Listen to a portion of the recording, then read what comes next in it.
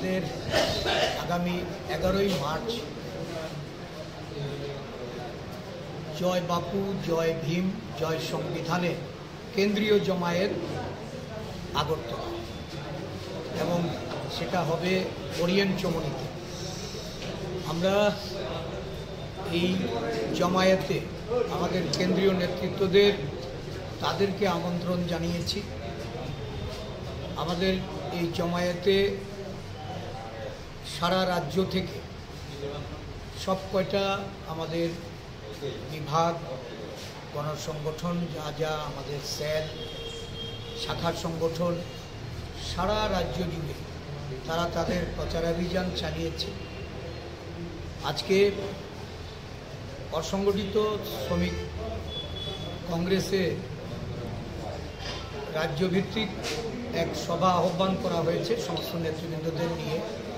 11 তারিখের এই সভাকে সাফল্যমণ্ডিত করার জন্য এবং দীর্ঘদিন আমরা কেন্দ্রীয়ভাবে জমায়েত করার ক্ষেত্রে আমাদের নানা প্রতিবন্ধকতার মধ্যে দিয়ে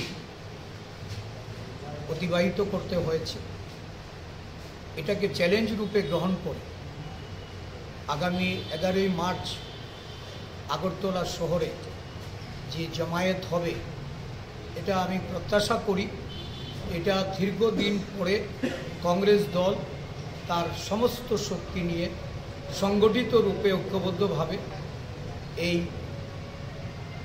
বেশ কয়েকটা আমাদের যে দাবি দেওয়া, সংবিধানকে রক্ষা করা, সংবিধান প্রদত্ত সংরক্ষণকে যাতে কোনোভাবেই এটাকে বিলুপ্ত করতে না পারে সেই লক্ষ্যে, এবং মানুষের গণতান্ত্রিক অধিকার ফিরিয়ে দিতে, উন্নয়নের নামে যে ব্যাপক দুর্নীতি সংগঠিত হচ্ছে এই দুর্নীতির বিরুদ্ধে সোচ্চার হতে কংগ্রেস মাঠে নামছে। কেন্দ্রীয় নেতৃত্ব কে আসতে পারে? আমরা কানাইয়া কুমারের কথা বলেছি, এবং গুজরাটের যিনি এখন জনপ্রিয় নেতা জিগ্নেশ মেওয়ানি, আমরা ওনাকেও আমন্ত্রণ জানিয়েছি।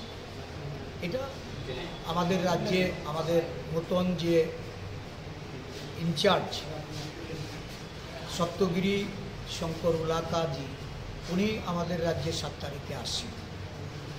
7, 8, 2 দিন উনি রাজ্যে অবস্থান করবেন। অবশ্যই ওনাকেও আমরা উপস্থিতির জন্য আমাদের দলের পক্ষ থেকে আমরা অনুরোধ